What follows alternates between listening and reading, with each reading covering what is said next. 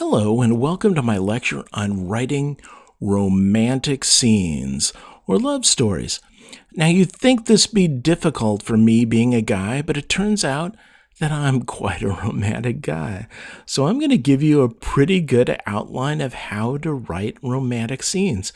And rather than the other ways that we've done it before, looking at the rules or something like that, let's just take you through how to write a romantic scene. First of all, always have a love interest in your story. It's the girl behind the counter down in the corner, or it's the leader of the expedition that is just so buff and leaderly that the woman archaeologist can't resist him. It's the tried and true love sweetheart story of Greece or whatever other story that you want of teenage sweethearts, but have a love interest. Find them. Put that into your story. I haven't written really a story. Okay, I'm going to take that back. If it's a short story and you don't have a place for side stories, then it's not appropriate. But if you're writing a typical novel or even a novella, you might need side stories, and love interests are a great side story, so have one. Now, the next rule of love interests is to have conflict. There's always a reason the hero and the heroine can't get together. Let's say he's her best friend's boyfriend, right? Or he's her boyfriend's best friend. I'm sorry, there we go. They can't get together because of this problem. He's recovering, not recovery, from the war. So he's got some kind of psychological issues. Let's say there's professional ethics. He's a teacher, she's a student. I wouldn't go there. But some other reason for them to not get together. Opposite politics. That's one that's definitely coming into play nowadays. Republican and a Democrat getting together nowadays, it would be, wow, like oil and water mixing. But that might be an interesting conflict. There's always a reason they can't get together. And then suddenly something happens and they start experiencing respect for the other person. And even desire builds. So the guide saves her life. And there's no doubt about it. You know, he may be a cad in various other respects, but he's showing interest in her, and he's being solid. He's got issues with the war or whatever, but he saved her life. And the more she got to know him, the more he revealed his softer side. This would be something that maybe I'd take to a romance novel, depending on what you're writing. So next, respect starts to build. And then all of a sudden comes the first glimmerings of passion.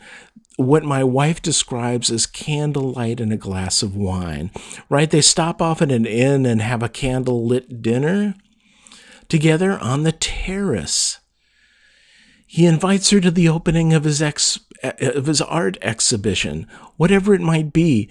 They get a chance to meet up and kind of flirt, and it turns out that they actually like each other. Maybe even under the influence of alcohol, they begin to get a little tipsy, which leads to the first kiss interrupted. This is what I always call it. Close but no cigar, buddy, right? You're about to experience their first expression of how they feel for each other, a kiss, and then someone or something interrupts, often work or something else that's the cause of their separation, their problem of getting together. So if she's a workaholic and he's, I don't know, some kind of a naturalist, and they're about to kiss and she suddenly gets a work call on her cell phone, that's a good interruption. Or the waiter or her boyfriend or his girlfriend stops by when they're about to kiss, and that's a good interruption. These are all side stories that can keep your story going, but have one in everything you write of significant length. Let me say that. Short stories have to be pinpoint on to the issues you're trying to cover. They're almost like poetry. So there you wouldn't have maybe a side story unless the focus of the story is a love story, in which case follow these. And then finally, there's the climax. Now, for all literature, you pretty much have a kiss and then the screen goes black, right? For romance, they kiss and then a rather explicit love scene ensues. Something that I actually probably couldn't describe or demonstrate here in Udemy. They would have a problem with it. And with erotica, they kiss on page 2 and they have sex for the rest of the book. So depending on what you're writing, you're going to have to be very explicit or suggestive about the sex scenes that might ensue from your romance.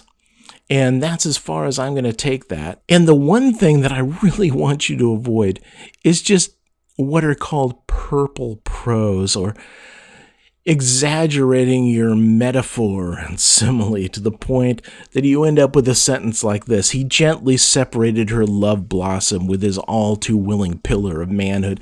If you're going to say it, say it. Don't take it to this extreme. Nowadays, we're all big boys and big girls, and we can handle it. But don't say it if your genre and the age is not appropriate to say it. And with that said, next up is writing scary scenes. Ooh. And by the way, just the same in scary scenes as it is in romantic scenes, it's the anticipation. Did you notice that build-up? How long it took to make it to step 6, the climax? You had various starts and stops along the way. It's all build up and anticipation. The same with scary scenes, and we're about to talk about that in the next lecture. I'll see you there.